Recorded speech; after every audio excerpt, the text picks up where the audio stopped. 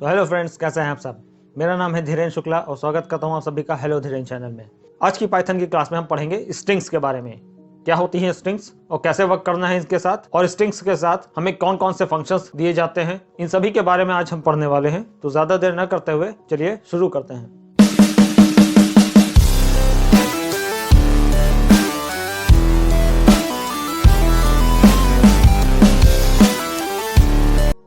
एक बार फिर हम आ चुके हैं अपने कंप्यूटर की स्क्रीन पर एंड आज हम पढ़ने वाले हैं पाइथन के अंदर स्ट्रिंग्स के बारे में। तो ज्यादा देर ना करते हुए चलिए देखते हैं कि स्ट्रिंग्स के साथ पाइथन में कैसे काम किया जाता है। तो हम ओपन कर लेते हैं सबसे पहले अपना सबलाइम टेक्स्ट एडिटर सॉफ्टवेयर। यहाँ पर हमारी test3.py फाइल बनी हुई है। मैंने यहाँ पर कमेंट्स के रूप में सारे टॉपिक्स पहले से ही लिख रखे हैं। हम स्ट्रिंग्स के बारे में पढ़ने जा रहे हैं। यहाँ पर हम सबसे पहले मल्टी लाइन स्ट्रिंग्स पढ़ेंगे, फिर हम पढ़ेंगे स्ट्रिंग्स भी एक प्रकार की एरेज होती हैं, फिर हम देखेंगे कि इंडेक्सिंग क्या होती है, फिर हम देखेंगे नेगेटिव इंडेक्सिंग क्या होती है, फिर हम रेंज देखेंगे कि अपने स्ट्रिंग्स के अंदर हम रेंज किस प्रकार से देते हैं, फिर हम लेंथ फंक्शन के बारे में जानेंगे, स्ट्रिप फंक्शन के बारे में जानेंगे, लोअर फंक्शन के बारे में जानेंगे, अपर फंक्शन के बारे में जानेंगे, रिप्लेस फंक्शन के बारे में जानेंगे, इसी तरह से स्प्लिट फंक्शन है एंड उसके बाद कॉनकैटिनेशन क्या होती है ये जानेंगे।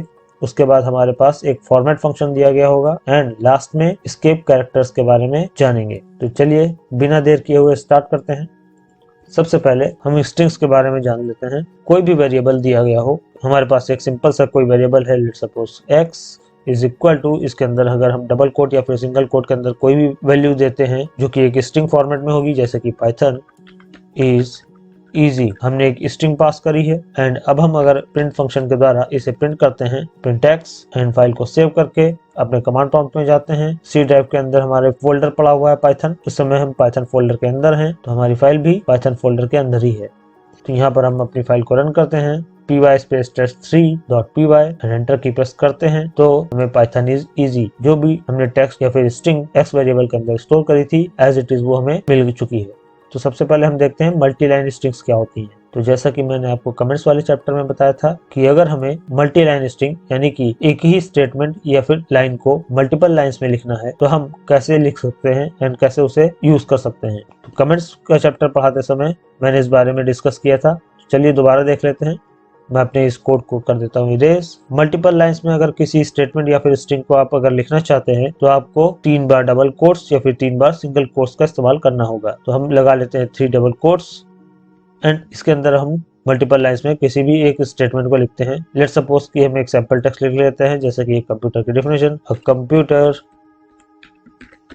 Is an electronic enter machine which takes data as an input, enter, processes it and gives information, enter as an output। ये हमारी मल्टीपल लाइंस में हमने एक स्ट्रिंग लिख ली एंड 3 डबल कोट्स के साथ इसे स्टार्ट किया था एंड 3 डबल कोट्स के साथ इसे बंद भी करेंगे।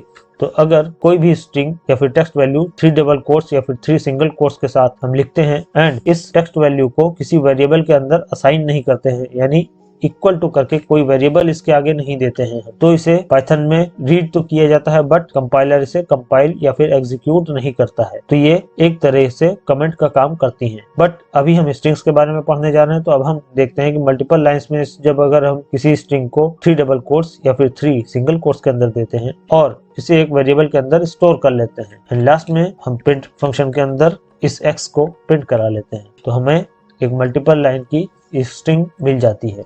इसी तरह से हम 3 डबल कोट्स की जगह पर 3 सिंगल कोट्स का भी इस्तेमाल कर सकते हैं।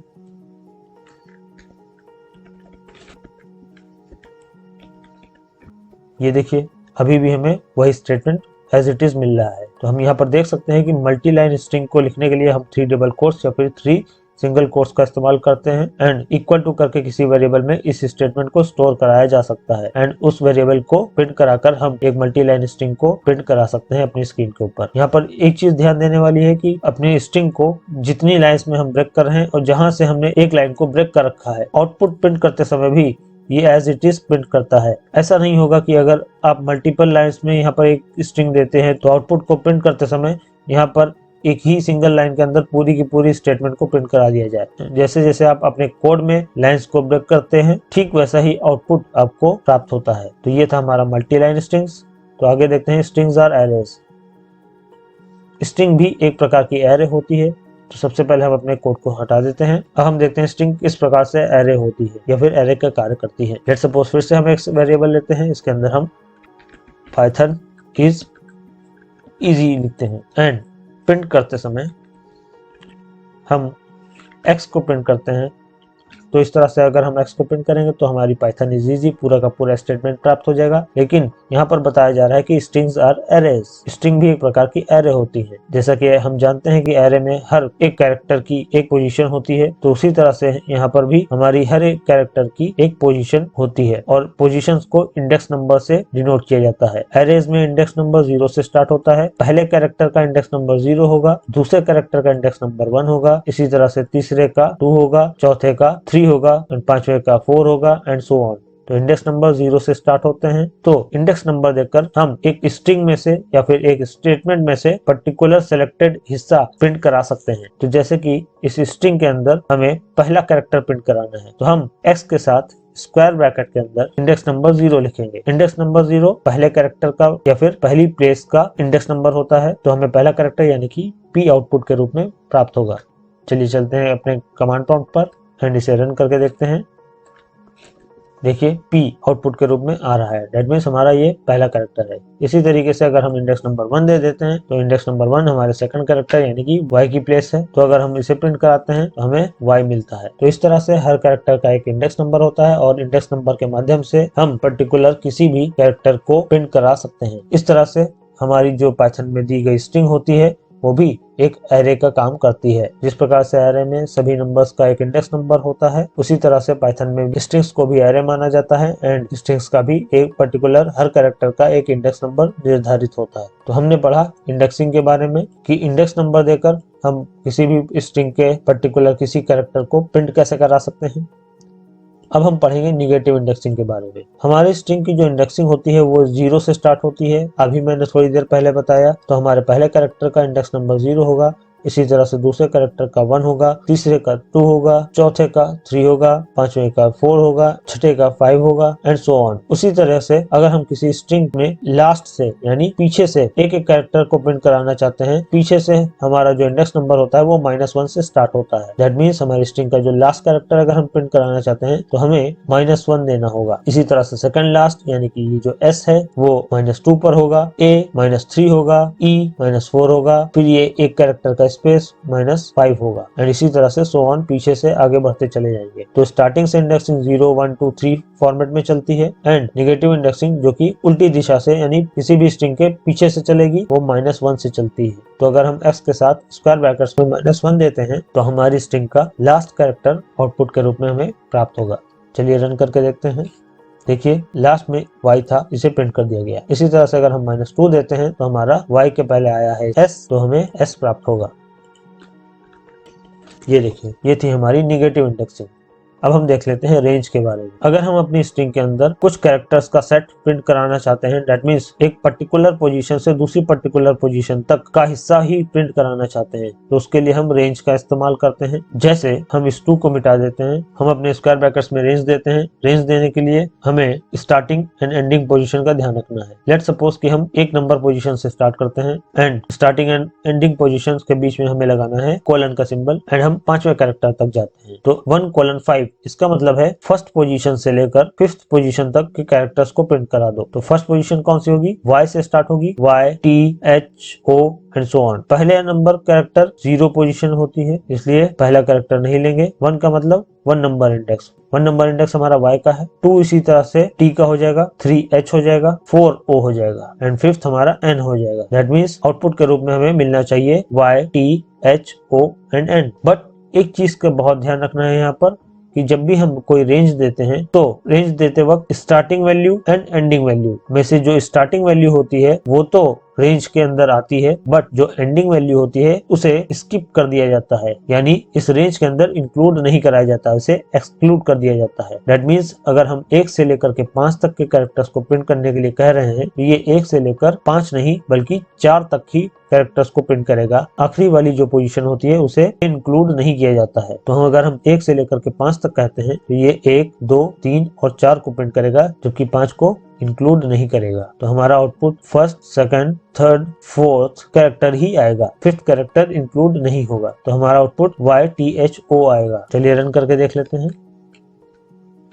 जैसा कि हम देख सकते हैं कि आउटपुट के रूप में हमें YTHO आ रहा है। इसी तरीके से अगर हम अपनी रेंज देते हैं 4 से लेकर 8, तो इसका मतलब है कि हमें इस बार 4th position, 5th position, 6th position, 7th position and 8th position तक के कैरेक्टर्स दे दो। तो आउटपुट के रूप में हमें 4th पोजीशन का कैरेक्टर, 5th पोजीशन का कैरेक्टर, 6th पोजीशन का कैरेक्टर एंड 7th पोजीशन का कैरेक्टर आएगा, जबकि हमारा जो लास्ट वाला जो पोजीशन है दैट मींस 8, इसे इंक्लूड नहीं कराया जाएगा। तो हमारा 4th पोजीशन पे कौन सा कैरेक्टर है? P0 हो गया, Y1 हो गया, T2 हो गया, 3H हो गया एंड 4th हमारा O है। दैट मीन्स हमारा आउटपुट O से स्टार्ट होगा। O is at the 4th number position. तो 4th, 5th, 6th ये स्पेस हो गया, 7th एंड 8th हमारा इंक्लूड नहीं होगा, इसलिए I तक ही हमारा आउटपुट मिलेगा। दैट मीन्स हमारा इस बार आउटपुट मिलेगा O and 1 space and I। चलिए रन करके देखते हैं। ये देखिए O and 1 space and I ये हमें आउटपुट के रूप में मिल रहा है। तो इस प्रकार से हम अपनी स्ट्रिंग्स के अंदर रेंज दे करके अपनी स्ट्रिंग में से पर्टिकुलर किसी हिस्से को या पर्टिकुलर कुछ कैरेक्टर्स को निकाल कर प्रिंट कर सकते हैं। जिस प्रकार से हमने रेंज दी है पॉजिटिव नंबर्स की, इसी प्रकार से नेगेटिव नंबर के साथ दे सकते हैं।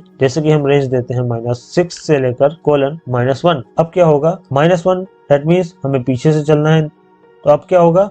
हमें सिंपल सी बात याद रखनी है, अगर नेगेटिव इंडेक्सिंग है दैट मीन्स हमारी स्ट्रिंग पीछे से पढ़ी जाएगी। तो पीछे से अगर हम पढ़ते हैं तो -1, -2, -3, -4, -5 पर है एक स्पेस एंड -6 ये हो गया। और जैसा कि हम देख चुके हैं ये लास्ट वाला जो पोजीशन है दैट मीन्स -1, इसे इंक्लूड नहीं कराया जाएगा। तो हमारा कितना आउटपुट प्राप्त होगा? -6 वाला कैरेक्टर, -5 वाला कैरेक्टर, -4 वाला कैरेक्टर, -3 कैरेक्टर, -2 कैरेक्टर एंड -1 जो कि लास्ट हमारा कैरेक्टर है उसे इंक्लूड नहीं कराया जाएगा। तो हमारा S से लेकर के इस दूसरे S तक आउटपुट मिलेगा, जबकि Y जो कि -1 पोजीशन पर है उसे इंक्लूड नहीं कराया जाएगा। तो चलिए आउटपुट को प्रिंट करके देख लेते हैं। ये देखिए S एक space E, A and S तक ही मिल रहा है, जबकि हमारा जो लास्ट में EG का Y है वो आउटपुट के रूप में नहीं मिला, क्योंकि मैं दोबारा दोहरा देता हूँ कि रेंज देते समय जो स्टार्टिंग वाला नंबर होता है उसे इंक्लूड कराया जाता है, जबकि जो हमारा एंडिंग वाला नंबर होता है उससे इंक्लूड नहीं कराया जाता। उससे एक कदम पहले तक ही हमारी रेंज चलती है। तो यहीं पर हम एक और चीज देख लेते हैं कि रेंज देते समय जैसे कि 2:7, तो किसी भी रेंज को देते समय अगर हम स्टार्टिंग का नंबर नहीं देते हैं, सिर्फ :7 दे देते हैं, पहला वाला जो स्टार्टिंग नंबर है वो देते ही नहीं है, तब क्या होगा? अगर स्टार्टिंग वाला नंबर नहीं देते हैं तो इस केस में हमारा जो कैरेक्टर्स का काउंट है वो पहली पोजीशन से स्टार्ट होता है, यानी 0 इंडेक्स नंबर से लेना स्टार्ट करता है। तो 0 होगा, 1, 2, 3, 4, 5, 6 एंड 7 I। लास्ट कैरेक्टर यानी कि ये 7 इंक्लूड नहीं कराया जाएगा, तो हमारा I आउटपुट में नहीं आएगा। दैट मीन्स हमारा एक कैरेक्टर पहले तक ही चलेगा। तो हमें आउटपुट के रूप में PYTHO एंड एक स्पेस आउटपुट के रूप में मिलेगा। चलिए रन करके देखते हैं। ये देखिए पाइथन हमें मिल रहा है, जबकि लास्ट में एक स्पेस भी है। तो अब हमने देखा कि रेंज देते समय अगर हम स्टार्टिंग वाला नंबर नहीं देते हैं तो हमारी जो रेंज है वो स्टार्टिंग यानी 0 इंडेक्स नंबर से स्टार्ट होती है। इसी तरह से अगर हम स्टार्टिंग वाला नंबर दे देते हैं जैसे कि 6 एंड एंडिंग वाला नंबर नहीं देते हैं तो क्या होगा? तो ये स्टार्ट तो होगा 6 वाली पोजीशन से एंड एंड होगा हमारा लास्ट वाली पोजीशन तक, यानी कि पूरी की पूरी स्ट्रिंग एंड तक रीड करी जाएगी। तो दैट मीन्स 6 पोजीशन कैरेक्टर कौन सा है? ये पहला स्पेस। दैट मीन्स हमारा आउटपुट इस पहले स्पेस से स्टार्ट होगा। पहला स्पेस आएगा, फिर इज, फिर एक स्पेस, फिर इजी, पूरा एंड तक इसलिए क्योंकि हमने एंडिंग नंबर नहीं दिया हुआ है। चलिए आउटपुट को प्रिंट करके देखते हैं। ये देखिए इसके पहले एक स्पेस से स्टार्ट हो रहा है और हमारा एकदम लास्ट तक गया है। तो यहाँ पर हमने रेंज के बारे में पढ़ा। अब हम पढ़ते हैं लेंथ फंक्शन के बारे में। लेंथ फंक्शन का काम होता है किसी भी स्ट्रिंग की लेंथ को निकालना। तो कुछ भी नहीं करना है, सिंपली आना है अपने प्रिंट के अंदर। प्रिंट के अंदर हम लेंथ फंक्शन को लगाएंगे एंड लेंथ फंक्शन के अंदर हमने अपने x वेरिएबल को दे दिया। x के अंदर पड़ी हुई है पाइथन इज इजी एक स्ट्रिंग, तो लेंथ फंक्शन क्या करेगा, अंदर दिए गए वेरिएबल की लेंथ को निकालेगा, यानी इस स्ट्रिंग की लेंथ को निकालेगा, जो भी लेंथ कैलकुलेट करके लेंथ फंक्शन देगा, बाहर लगा हुआ प्रिंट फंक्शन उसे प्रिंट करने का काम कर देगा। चलिए प्रिंट करके देखते हैं कि इसकी लेंथ कितनी आती है, 14। दैट मीन्स हमारी जो स्ट्रिंग की लेंथ आई है वो 14 कैरेक्टर्स की आई है। तो चलिए देखते हैं स्ट्रिप फंक्शन। स्ट्रिप फंक्शन का काम है किसी भी स्टेटमेंट या फिर स्ट्रिंग के अंदर स्टार्टिंग में या फिर एंडिंग में कोई एक्स्ट्रा स्पेस अगर दिए गए हैं तो उन एक्स्ट्रा स्पेसेस को रिमूव करना। जैसे कि हमने अपने पाइथन इज इजी स्टेटमेंट के अंदर स्टार्टिंग में एंड एंडिंग में कुछ एक्स्ट्रा स्पेसेस ऐड कर दिए हैं। तो अब हम स्ट्रिप फंक्शन को इस पर लगाते हैं। कैसे लगाएंगे, प्रिंट फंक्शन के अंदर जाएंगे एंड लिखेंगे x डॉट स्ट्रिप। अब स्ट्रिप भी एक फंक्शन है इसलिए इसके साथ भी पैरेंथेसिस लगाने पड़ेंगे। सेव करते हैं एंड रन करके इसका आउटपुट देखते हैं। चलिए कर लेते हैं कमांड प्रॉम्प्ट को ओपन, यहाँ पर रन करते हैं अपनी फाइल को। देखिए पाइथन इज इजी स्टेटमेंट के स्टार्टिंग में एंड एंडिंग में जितने भी एक्स्ट्रा स्पेसेस थे उन्हें हटा दिया गया है। तो आगे बढ़ते हैं, देखते हैं लोअर फंक्शन। जैसे स्ट्रिप फंक्शन लगाया गया है उसी तरह से लोअर फंक्शन लगाया जाएगा। x डॉट लोअर लगा देंगे और अपनी स्ट्रिंग को भी थोड़ा सा सही कर लेते हैं, जितने एक्स्ट्रा स्पेसेस थे उन्हें हटा देते हैं। तो लोअर फंक्शन का काम है दिए गए स्ट्रिंग को या फिर स्टेटमेंट को लोअर फॉर्मेट में कन्वर्ट कर देना, यानी स्मॉल एबीसीडी में कन्वर्ट कर देना। तो एक्स के अंदर पड़ी हुई पूरी की पूरी स्ट्रिंग लोअर केस यानी स्मॉल लेटर्स में कन्वर्ट हो जाती है। तो चलिए रन करके देखते हैं। जैसा कि हम देख सकते हैं कि हमारी पूरी की पूरी स्ट्रिंग लोअर केस में कन्वर्ट हो चुकी है। मैं वापस से आपको दिखा देता हूं। जैसे कि हम अपनी पूरी की पूरी स्ट्रिंग को कैपिटल लेटर में लिख लेते हैं एंड वापस रन करके देखते हैं। ये देखिए पूरी की पूरी स्ट्रिंग आपको लोअर केस में प्राप्त हो रही है। इसी तरह से अपर फंक्शन अपर केस में यानी कि कैपिटल लेटर में कन्वर्ट कर देता है। चलिए पहले अपनी स्ट्रिंग को लोअर केस में कन्वर्ट कर लेते हैं। अब हम नीचे लगाते हैं अपर फंक्शन, रन करके देखते हैं तो हमारी पूरी की पूरी स्ट्रिंग अपर केस में मिल रही है। अब बढ़ते हैं रिप्लेस फंक्शन की तरफ। रिप्लेस फंक्शन का काम है दी गई स्ट्रिंग के अंदर किसी एक कैरेक्टर को सर्च करना एंड उसकी जगह पर किसी अनदर कैरेक्टर को इंसर्ट कर देना। लगाएंगे x dot replace and replace function के अंदर हमें दो चीजें देनी पड़ती हैं। किस कैरेक्टर को ढूंढना है, अब वो कैरेक्टर होगा इसलिए सिंगल कोड या फिर डबल कोड का इस्तेमाल करेंगे। लेट्स सपोज हम सिंगल कोड के अंदर एक कैरेक्टर लिखते हैं, जैसे कि हमने कहा कि y को ढूंढो कॉमा और उसकी जगह क्या कर दो, दूसरे सिंगल कोड के अंदर हम उसकी जगह पर जो भी लिखना चाहते हैं वो देते हैं कि y की जगह पर i कर दो। तो दी गई स्ट्रिंग के अंदर y कैरेक्टर को ढूंढेगा और उसकी जगह पर i इंसर्ट कर देगा।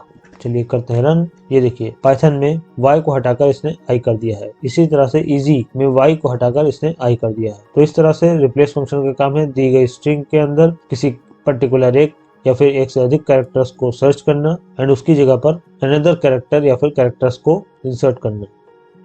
तो चलिए बढ़ते हैं अपने नेक्स्ट फंक्शन की तरफ, जो है हमारा स्प्लिट फंक्शन। स्प्लिट फंक्शन का काम है दी गई स्ट्रिंग को एक पर्टिकुलर कैरेक्टर से ढूंढना और जहां जहां पर वो कैरेक्टर उसे मिलेगा वहां वहां से अपनी स्ट्रिंग को ब्रेक कर देना। जैसे मैं अपनी स्ट्रिंग को चेंज करता हूं तो यहाँ पर कोई अदर स्ट्रिंग लिखता हूँ। लेट्स सपोज कि मैंने लिखा have fun comma enjoy comma playful entertainment. अब हम अपने प्रिंट फंक्शन के अंदर आते हैं और लिखते हैं x डॉट स्प्लिट। स्प्लिट एक फंक्शन है तो इसके साथ पैरेंथेसिस लगाए जाएंगे। अगेन बाहर वाले पैरेंथेसिस हमारे प्रिंट फंक्शन के पैरेंथेसिस हैं और जबकि अंदर वाले जो पैरेंथेसिस हैं वो स्प्लिट फंक्शन के पैरेंथेसिस हैं, क्योंकि हमारा प्रिंट भी एक फंक्शन है और स्प्लिट भी एक फंक्शन है। तो हम प्रिंट फंक्शन के अंदर स्प्लिट फंक्शन को लगा रहे हैं। x डॉट स्प्लिट लिखने का मतलब है कि x के अंदर जाना है और स्प्लिट करना है, यानी ब्रेक कर देना है। x जो भी स्ट्रिंग है उसको ब्रेक कर दो। कहां से ब्रेक कर दो, मैंने डबल कोट्स के अंदर या सिंगल कोट्स के अंदर आपको देना है कि कॉमा से ब्रेक कर दो। तो हमारा स्प्लिट फंक्शन क्या करेगा, इस स्ट्रिंग के अंदर जाएगा और जहां जहां उसे कॉमा मिलेगा वहां वहां से ये स्ट्रिंग को ब्रेक कर देगा। करते हैं अपनी फाइल को सेव और चलते हैं कमांड प्रॉम्प्ट पर, फाइल को करते हैं रन। py स्पेस अपनी फाइल का नाम test3.py। ये देखिए हैव फन, उसके बाद कॉमा लगा था तो वहां से ब्रेक किया, एंजॉय, फिर प्ले, फिर फुल एंटरटेनमेंट। हर कॉमा से इसने अपनी स्ट्रिंग को ब्रेक कर दिया। तो दैट मीन्स हमारा हैव फन एक अलग स्ट्रिंग बन गया, एंजॉय एक अलग स्ट्रिंग है, प्ले एक अलग स्ट्रिंग है और फुल एंटरटेनमेंट एक अलग स्ट्रिंग है। तो हमारे पास 1 2 3 और ये 4 टोटल 4 स्ट्रिंग्स अवेलेबल है। तो स्प्लिट फंक्शन हमारी दी गई स्ट्रिंग को जो कैरेक्टर हमने स्प्लिट फंक्शन को बता रखा है उस कैरेक्टर से ब्रेक करने की कोशिश करता है और ब्रेक करके एक लिस्ट के फॉर्मेट में दिखाता है। लिस्ट क्या होती है ये हम आगे आने वाले वीडियोस में समझेंगे। फिलहाल आप लोग इतना समझें कि ये जो आउटपुट आ रहा है वो इस स्क्वायर ब्रैकेट्स के अंदर आ रहा है। तो ये स्क्वायर ब्रैकेट्स आगे चलकर हम पढ़ेंगे और जानेंगे कि इसे लिस्ट बोला जाता है और लिस्ट क्या होती है, कैसे इसके साथ वर्क किया जाता है, ये सब हम आगे चल करके पढ़ेंगे। तो चलिए आगे बढ़ते हैं और देखते हैं कि कॉन्कैटिनेशन क्या होता है। तो कॉन्कैटिनेशन का मतलब होता है दो स्ट्रिंग्स को आपस में कंबाइन कर देना या फिर ऐड कर देना। अब कॉन्कैटिनेशन के साथ मैंने पैरेंथेसिस नहीं लगा रखा है, दैट मीन्स ये कोई फंक्शन नहीं है। तो कॉन्कैटिनेशन क्या है चलिए देखते हैं। लेट सपोज कि हमने एक्स वेरिएबल के अंदर कोई स्ट्रिंग ले ली, हेलो हाउ आर यू। इसी तरह से एक वाई वेरिएबल लेते हैं, इसके अंदर हम दूसरी स्ट्रिंग ले लेते हैं, आई एम फाइन। अब प्रिंट फंक्शन के अंदर जाएंगे और x and y variables in दोनों को हम कॉन्कैटिनेट करेंगे। कॉन्कैटिनेट करने के लिए मैं प्लस सिंबल का यूज करूंगा, x प्लस y। अब क्योंकि x एक स्ट्रिंग वैल्यू है तो हमारा x वेरिएबल भी स्ट्रिंग वेरिएबल बन गया। इसी तरह से y वेरिएबल भी स्ट्रिंग है क्योंकि इसके अंदर भी कोई स्ट्रिंग पास की जा रही है। जब हमने x और y दोनों को ऐड करने के लिए कहा है तो ये दोनों स्ट्रिंग होने की वजह से इन्हें कॉन्कैटिनेट कर देगा, यानी कि आगे पीछे साथ में रख देगा, यानी दोनों स्ट्रिंग को कंबाइन कर देगा। चलिए फाइल को करते हैं सेव एंड करते हैं रन। ये देखिए hello how are you and I am fine, ये दोनों के दोनों स्ट्रिंग्स कॉन्कैटिनेट होकर साथ में दिख रहे हैं। अब कॉन्कैटिनेट करने के लिए ये दोनों स्ट्रिंग्स को अगल बगल रख देता है। पहली स्ट्रिंग का लास्ट वर्ड एंड दूसरी स्ट्रिंग का पहला word, that means you and आई आपस में चिपक कर आ रहे हैं। इन दोनों के बीच में कोई स्पेसिंग नहीं है। अगर आप स्पेसिंग चाहते हैं तो आप यहाँ पर x प्लस वाई करते समय x प्लस के बाद हमने डबल कोट्स के अंदर एक कैरेक्टर का स्पेस छोड़ दिया और प्लस कर दिया इसमें y। दैट मीन्स हमने क्या किया कि x के साथ पहले प्लस किया डबल कोट्स के अंदर एक सिंगल स्पेस को, फिर प्लस कर दिया उसके बाद हमने y को। तो ये हमारा एक कैरेक्टर का स्पेस दोनों x और y इन दोनों को कॉन्कैटिनेट करने से पहले बीच में एक कैरेक्टर का स्पेस रख देगा। और चलते हैं अपने कमांड प्रॉम्प्ट पे। ये देखिए अब दोनों स्ट्रिंग्स को कॉन्कैटिनेट कर रहा है, लेकिन पहले स्ट्रिंग का लास्ट वर्ड एंड दूसरी स्ट्रिंग का पहले वर्ड के बीच में एक कैरेक्टर का गैप आ रहा है। इसी तरीके से आप इन स्ट्रिंग्स को किसी वेरिएबल में ना रख करके डायरेक्ट स्ट्रिंग्स को भी प्लस कर सकते हैं। चलिए देखते हैं उसको भी। लेट सपोज हम डायरेक्ट प्रिंट लिखते हैं, इसके अंदर डबल कोट्स के अंदर हम एक स्ट्रिंग देते हैं हेलो कॉमा, ये पहली स्ट्रिंग हो गई, प्लस दूसरी स्ट्रिंग पाइथन। दो स्ट्रिंग्स हैं हमारे पास, इनको डायरेक्ट हमने प्रिंट फंक्शन के अंदर रखा हुआ है, किसी वेरिएबल के अंदर रख करके और वेरिएबल को प्रिंट फंक्शन के अंदर नहीं दिया है। तो चलिए देखते हैं कि ये ऐसे वर्क करेगा। कमांड प्रॉम्प्ट पे आए एंड अपनी फाइल को रन किया। ये देखिए हेलो पाइथन, दोनों स्ट्रिंग्स को इसने फिर से कॉन्कैटिनेट कर दिया।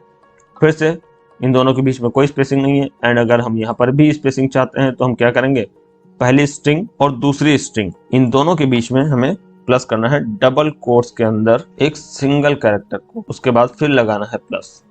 तो इस तरह से हमने पहली स्ट्रिंग हेलो, उसके बाद कॉन्कैटिनेट किया है एक कैरेक्टर का एक स्पेस, उसके बाद कॉन्कैटिनेट किया है हमने अपनी दूसरी स्ट्रिंग पाइथन को। तो हमने अपनी दोनों स्ट्रिंग्स के बीच में अपने एक कैरेक्टर का स्पेस ऐड करने के बाद अब हम इसको प्रिंट करके देखते हैं। ये देखिए हमारी दोनों स्ट्रिंग्स के बीच में एक कैरेक्टर का गैप आ रहा है। तो इस तरीके से हम कॉन्कैटिनेशन परफॉर्म कर सकते हैं अपनी स्ट्रिंग्स के ऊपर। तो चलिए आगे बढ़ते हैं और देखते हैं फॉर्मेट फंक्शन क्या होता है। फॉर्मेट फंक्शन का काम है एक स्ट्रिंग के अंदर एक इंटीजर वैल्यू को इंसर्ट करना। किस तरह से ये वर्क करेगा चलिए देखते हैं। लेट सपोज कि हमारे पास एक स्ट्रिंग है x वेरिएबल के अंदर, जैसे मैंने लिखा आई एम, यहाँ पर 23 लिखा मैंने, ईयर्स ओल्ड। तो हमारे पास फिलहाल अभी एक स्ट्रिंग है जिसके अंदर आई एम 23 ईयर्स ओल्ड लिखा हुआ है। नॉर्मली मैं इसे प्रिंट करूंगा, नॉर्मली ये प्रिंट हो जाएगा। इस स्ट्रिंग के अंदर 23 जो है कि एक इंटीजर वैल्यू है, स्ट्रिंग के रूप में लिखी गई है, तो पाइथन ने भी इसे एक स्ट्रिंग वैल्यू ही मानेगा और 23 को नॉर्मल स्ट्रिंग की तरह से प्रिंट हो जाएगी। बट इन केस कभी हमें जरूरत पड़ती है आगे चलकर कि एक स्टेटमेंट के अंदर कोई इंटीजर वैल्यू अलग से हमें इंसर्ट करनी पड़ती है। लेट्स सपोज कि ये 23 हम डायरेक्ट ना लिख करके इसे यहाँ पर एक इंटीजर वैल्यू किसी वेरिएबल के थ्रू लाना चाहते हैं। लेट्स सपोज कि हमारे पास एक y वेरिएबल है, हम इसके अंदर 23 रखते हैं एंड अब हम इस y वेरिएबल को इस स्ट्रिंग के अंदर इस पोजीशन पर प्रिंट कराना चाहते हैं। तो हमें कैसे करना है, हमें लगाना है यहाँ पर curly braces start and close. तो कर्ली ब्रेसेस का जोड़ा यानी कि एक सेट यहाँ पर लगा देंगे अपनी स्ट्रिंग के अंदर, उस पोजीशन पे लगाएंगे जहां पर हम अपनी इंटीजर वैल्यू को प्रिंट करना चाहते हैं। या फिर हम ये कह सकते हैं कि अपनी स्ट्रिंग के अंदर हमें उस पोजीशन पर कर्ली ब्रेसेस के स्टार्ट एंड क्लोज वाले ब्रैकेट्स का इस्तेमाल करना है जहां पर हम किसी दूसरे वेरिएबल के अंदर रखी हुई इंटीजर वैल्यू को अपनी इस स्ट्रिंग के अंदर प्रिंट कराना चाहते हैं। तो आप जिस भी पोजीशन पर इस 23 को प्रिंट कराना चाहते हो अपनी स्ट्रिंग के अंदर, उस जगह पर curly braces start and curly braces close करेंगे। तो हम जहां पर भी y वेरिएबल के अंदर रखी हुई इंटीजर वैल्यू को अपनी स्ट्रिंग के अंदर प्रिंट कराना चाहते हैं वहां पर curly brace start and curly brace close का ब्रैकेट्स का इस्तेमाल करेंगे। तो चलिए प्रिंट करके देखते हैं। लगाएंगे प्रिंट फंक्शन एंड अब हम अंदर कैसे लिखेंगे फॉर्मेट फंक्शन। लिखेंगे x, जिस भी वेरिएबल के अंदर आपकी स्ट्रिंग वैल्यू पड़ी हुई है उस वेरिएबल के अंदर जाएंगे, दैट मीन्स x के अंदर हम जाएंगे डॉट फॉर्मेट। अब क्योंकि फॉर्मेट भी एक फंक्शन है तो हम इसके साथ भी लगाएंगे पैरेंथेसिस।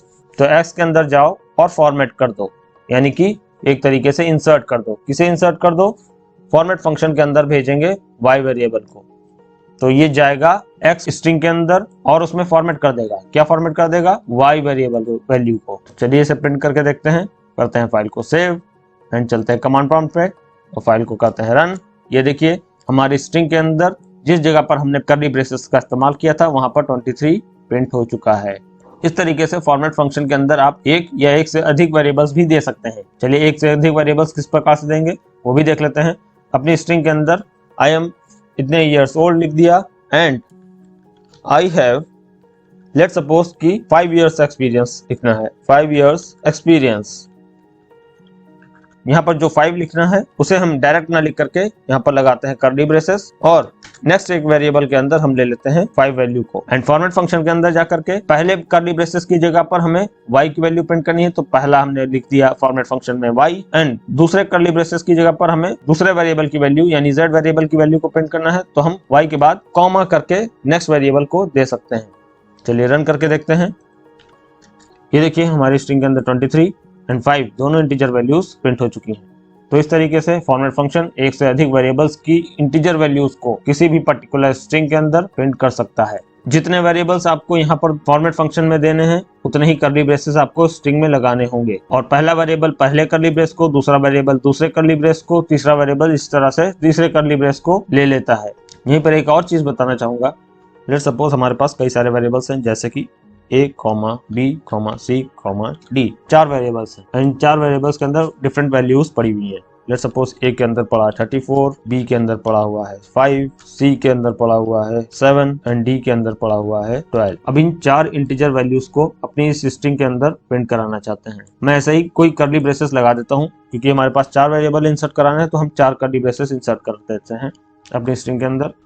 अब देखिए यहाँ पर हमारी स्ट्रिंग के अंदर 1, 2, 3 एंड 4 कर्ली ब्रेसेस का सेट पड़ा हुआ है। दैट मीन्स अब हमें अपने फॉर्मेट फंक्शन के अंदर 4 वेरिएबल्स के अंदर रखी हुई इंटीजर वैल्यूज को पास करना है। अब नॉर्मली हम देखते हैं कि पहला वेरिएबल पहले कर्ली ब्रेस को, दूसरा वेरिएबल दूसरे कर्ली ब्रेस को, तीसरा वेरिएबल तीसरे कर्ली ब्रेस को और चौथा वेरिएबल चौथे कर्ली ब्रेस को ले लेता है। अगर हम इसे सेव करके रन करा करके देखें तो सीक्वेंस वाइज लाइन से जिस तरह से हमने वेरिएबल्स दे रखे हैं वैसे वैसे उनकी वैल्यूज हमारी स्ट्रिंग के अंदर प्रिंट हो जाती हैं। ये देखिए पहले कर्ली ब्रेस की जगह पर A की वैल्यू 34 प्रिंट हो रही है। इसी तरह से दूसरे वेरिएबल के अंदर रखी हुई वैल्यू यानी कि 5 वो दूसरी कर्ली ब्रेस की जगह पर प्रिंट हो रही है। इसी तरह से तीसरे वेरिएबल की वैल्यू यानी कि ये 7 ये तीसरी कर्ली ब्रेस की जगह पर प्रिंट हो रही है और इसी तरह से चौथे वेरिएबल की वैल्यू चौथे कर्ली ब्रेस की जगह पर प्रिंट हो गई। लेकिन इनकेस ऐसा होता है कि हमारे पास जो दिए गए वेरिएबल्स हैं ये सीक्वेंस वाइज नहीं लिखे हुए हैं, तब क्या होगा? अगर हम A की वैल्यू को सेकंड पोजीशन पर, B की वैल्यू को फर्स्ट पोजीशन पर, C की वैल्यू को लास्ट पोजीशन पर एंड D की वैल्यू को थर्ड पोजीशन पर प्रिंट करना चाहते हैं, कहने का मतलब यह है कि हमारा सीक्वेंस वाइज वेरिएबल हम नहीं दे पाते हैं। तो हमें करना क्या होगा, उसका भी सॉल्यूशन है। लेट्स सपोज कि हमारे जो पहला वेरिएबल है A, इसकी वैल्यू को हमें इस सेकंड पोजीशन पर यानी सेकंड कर्ली ब्रेस के स्थान पर प्रिंट करना है। तो हमें यहाँ पर करना क्या होगा कि हमारे कर्ली ब्रेसेस के अंदर हमें इंडेक्सिंग लगानी होगी, यानी कि नंबर्स देने होंगे, पोजीशन फिक्स करनी होगी। तो कहने का मतलब इतना है कि हमारे जो दिए गए वेरिएबल्स का सीक्वेंस है A, B, C and D, हम इस सीक्वेंस में वैल्यूज को प्रिंट नहीं कराना चाहते। हम चाहते हैं कि हमारी जो A वेरिएबल यानी पहले वेरिएबल की वे वैल्यू है वो पहले कर्ली ब्रेस पर ना प्रिंट होकर के तीसरे वाले कर्ली ब्रेस पर प्रिंट हो या दूसरे वाले कर्ली ब्रेस पर प्रिंट हो। तो हमें करना क्या होगा, फॉर्मेट फंक्शन के अंदर जो दिए गए वेरिएबल्स होते हैं इनकी पोजीशन होती है। पोजीशंस को हम इंडेक्सिंग भी कह सकते हैं। हमारी इंडेक्सिंग हमेशा 0 से चालू होती है, 0, 1, 2 एंड 3। इस तरह से हमारी जो पहले वेरिएबल की पोजीशन है वो 0 पोजीशन है, सेकंड वेरिएबल की पोजीशन 1 है, थर्ड वेरिएबल की पोजीशन 2 है, इसी तरह से फोर्थ वेरिएबल की पोजीशन 3 है। तो पहले वेरिएबल की पोजीशन यानी कि 0 जो पोजीशन है उसे हमें प्रिंट कहाँ कराना है, लेट सपोज कि हम थर्ड वाले कर्ली ब्रेस में प्रिंट कराना चाहते हैं, तो हमें थर्ड वाले कर्ली ब्रेस के अंदर आना है और यहाँ पर लिखना है 0। दैट मीन्स कि पहले वाली पोजीशन पे जो भी वेरिएबल है उसकी वैल्यू आप इसमें प्रिंट कर दो। इसी तरह से अगर हम बी वाले वेरिएबल की वैल्यू को पहले में प्रिंट करना चाहते हैं तो बी की पोजीशन है 1, तो हमें पहले कर्ली ब्रेस के अंदर लिखना है 1। इस तरह से सी वेरिएबल की वैल्यू को अगर हम लास्ट वाले में प्रिंट करना चाहते हैं तो हमें सी वेरिएबल की पोजीशन यानी कि 0 1 के बाद अब 2 होगी, तो 2 पोजीशन हमें लास्ट वाले में लिख देनी है। एंड डी वेरिएबल की जो पोजीशन है दैट मीन्स 0 1 2 के बाद अब 3 पोजीशन जो है वो हमें लिखनी है इसमें, दैट मीन्स हमारे सेकंड ब्रेसेस के अंदर, तो हम यहाँ पे लिखेंगे 3। तो इस तरीके से हम अपने स्ट्रिंग के अंदर कर्ली ब्रेसेस में पोजीशंस को डिफाइन करके दिए गए जो वेरिएबल्स हैं उनकी वैल्यूज को आगे पीछे भी प्रिंट कर सकते हैं। तो फाइल को करते हैं सेव एंड रन करके देखते हैं। ये देखिए हमारी ए वेरिएबल की पोजीशन यानी कि लिखा हुआ जो 34 है वो कहाँ पर प्रिंट हो रहा है, एक्सपीरियंस के पहले। ये रहा हमारा एक्सपीरियंस वर्ड, इसके पहले हमारे 34 यानी ए वेरिएबल की वैल्यू यहाँ पर प्रिंट हो रही है। इसी तरह से बी वेरिएबल जो कि फर्स्ट पोजीशन पर है उसकी वैल्यू को हमने प्रिंट किया है अपने पहले ब्रेस के अंदर, तो बी के अंदर है 5, ये देखिए बी की वैल्यू यहाँ पर प्रिंट हो रही है। इसी तरह से सी वेरिएबल सेकंड पोजीशन पर है, तो सी की वैल्यू को हमने प्रिंट किया है अपनी स्ट्रिंग में एकदम लास्ट वाले ब्रैकेट के अंदर एक्सपीरियंस वर्ड के बाद। तो ये देखिए रन करने के बाद एक्सपीरियंस के बाद हमारा 7 प्रिंट हो रहा है जो कि सी में रखा हुआ है। डी में रखा हुआ है 12, तो डी को हमने प्रिंट किया है सेकंड वाले कर्ली ब्रेस में ईयर्स के पहले, तो ये देखिए ईयर्स के पहले 12 प्रिंट हो रहा है। तो इस तरीके से हमारा फॉर्मेट फंक्शन किसी इंटीजर वैल्यू को किसी भी स्ट्रिंग के अंदर प्रिंट कर सकता है, चाहे एक इंटीजर वैल्यू को किसी स्ट्रिंग में प्रिंट कराना हो या फिर एक से अधिक इंटीजर वैल्यूज को किसी स्ट्रिंग के अंदर प्रिंट कराना हो। हम अपने फॉर्मेट फंक्शन की मदद से किसी भी स्ट्रिंग के अंदर इंटीजर वैल्यूज को प्रिंट कर सकते हैं। तो चलिए आगे बढ़ते हैं एंड देखते हैं कि एस्केप कैरेक्टर क्या होता है। अपने डेटा को कर लेते हैं डिलीट एंड लेट्स सपोज हम फिर से एक्स वेरिएबल लेते हैं, इसके अंदर एक स्ट्रिंग रखते हैं जैसे may God bless you. Normally एक स्ट्रिंग ले रखी है, प्रिंट कराएंगे तो एज इट इज ये स्ट्रिंग प्रिंट हो जाएगी। लेकिन अब हम अपनी स्ट्रिंग के अंदर किसी स्पेशल कैरेक्टर को प्रिंट कराना चाहते हैं स्क्रीन के ऊपर, जिसका पाइथन के सिंटेक्स के अकॉर्डिंग कोई ना कोई पहले से काम है या फिर मतलब है। जैसे ये जो डबल कोट्स के अंदर हम स्ट्रिंग लिख रहे हैं, हम नॉर्मली सभी स्ट्रिंग्स को डबल कोट या फिर सिंगल कोट के अंदर लिखते हैं, तो इस डबल कोट को ही हम अपने मैसेज के अंदर प्रिंट कराना चाहते हैं। तो लेट सपोज कि हम अपने जो ये गॉड वर्ड लिखा हुआ है, गॉड को हम डबल कोट्स के अंदर प्रिंट कराना चाहते हैं, तो हम यहाँ पर ऐसे नॉर्मली डबल कोट्स अगर लगा देते हैं और हम उम्मीद करते हैं कि जो may God bless you print कर देगा एंड गॉड को डबल कोट्स के अंदर प्रिंट कर देगा, तो यहाँ पर ऐसा नहीं होगा। पाइथन हमें यहाँ पर एक एरर देगा। चलिए प्रिंट करके दिखा देता हूँ। प्रिंट एक्स करता हूँ, सेव करते हैं फाइल को और रन करके देखते हैं। ये देखिए invalid syntax, perhaps you have forgotten a comma, perhaps you have forgotten a comma। That means हमारा पाइथन इस स्ट्रिंग के अंदर दिए गए डबल कोट्स को डिटेक्ट नहीं कर पा रहा है, क्योंकि पाइथन ये समझ रहा है कि अगर आप ध्यान से समझो कि पहला डबल कोट स्टार्ट हुआ और यहाँ पर पहला डबल कोट बंद हो गया। इसी तरीके से उसके बाद गॉड लिखा हुआ है जो कि एक स्ट्रिंग वैल्यू है। अब में जो स्ट्रिंग वैल्यू है वो गॉड स्ट्रिंग वैल्यू के साथ किस तरह से कॉन्काटिनेट होती है, पाइथन के अकॉर्डिंग तो यहाँ पर प्लस ऑपरेटर लगना चाहिए। और इसी तरीके से गॉड के बाद एक स्ट्रिंग दी है डबल कोट्स के अंदर ब्लेस यू का डबल कोट पहले यहाँ पर स्टार्ट होता है और लास्ट में आकर के बंद हो जाता है। तो ये एक स्ट्रिंग वैल्यू है, में एक स्ट्रिंग वैल्यू है और इन दोनों के बीच में गॉड एक स्ट्रिंग वैल्यू है जिसे कॉन्काटिनेट करना होगा प्लस ऑपरेटर के थ्रू। और गॉड भी तो एक टेक्स्ट वैल्यू है, जैसे ये डबल कोट्स के अंदर रखे गए हैं तो वैसे इसको भी डबल कोट्स के अंदर रख दिया जाए इस तरह से। अब तो ये पाइथन के सिंटेक्स के अकॉर्डिंग सही है। अगर अब हम इसको प्रिंट करेंगे तो नॉर्मली हमारी ये पूरी की पूरी स्ट्रिंग कॉन्काटिनेट होकर के प्रिंट हो जाएगी। लेकिन हमें ये नहीं करना है। हमें करना क्या है कि हमें इन डबल कोट्स को इस स्ट्रिंग के अंदर प्रिंट कराना है। तो एस्केप कैरेक्टर का काम क्या होता है कि पाइथन के सिंटेक्स के अकॉर्डिंग जिन स्पेशल सिंबल्स की कोई परफेक्ट मीनिंग पहले से प्री डिफाइंड है, जैसे इन डबल कोट्स का काम है स्ट्रिंग वैल्यू को रखना या स्टोर करना, तो ऐसे स्पेशल सिंबल्स की जो ओरिजिनल मीनिंग यानी सिंटेक्स वाली मीनिंग है उसको हटाना और हटाकर नॉर्मली एक मैसेज के रूप में प्रिंट करना, ये काम होता है हमारे एस्केप कैरेक्टर्स का। एस्केप कैरेक्टर कैसे यूज किया जाएगा, हम अगर इन डबल कोट्स को मैसेज के रूप में प्रिंट करना चाहते हैं तो इन दोनों डबल कोट्स के पहले हमें लगाना होगा एक बैकस्लैश डबल कोट। इसी तरह से ये वाला डबल कोट भी हम प्रिंट कराना चाहते हैं तो हम इसके पहले भी एक बैकस्लैश लगाएंगे। तो जिन जिन स्पेशल सिंबल्स को अगर हम मैसेज के रूप में प्रिंट कराना चाहते हैं, उनके पहले हमें एक बैक स्लैश ऐड करना पड़ेगा। बैक स्लैश ऐड करने से जो बैक स्लैश होता है वो अपने बाद में दिए गए स्पेशल सिंबल की जो ओरिजिनल मीनिंग या सिंटेक्स वाली मीनिंग होती है उस काम को हटाकर एक नॉर्मल मैसेज के रूप में स्क्रीन पर प्रिंट करने का काम करता है। फाइल को करते हैं सेव। चलिए रन करके देखते हैं कि क्या ये दोनों डबल कोट्स अब प्रिंट हो रहे हैं या नहीं। ये देखिए, मे गॉड ब्लेस यू।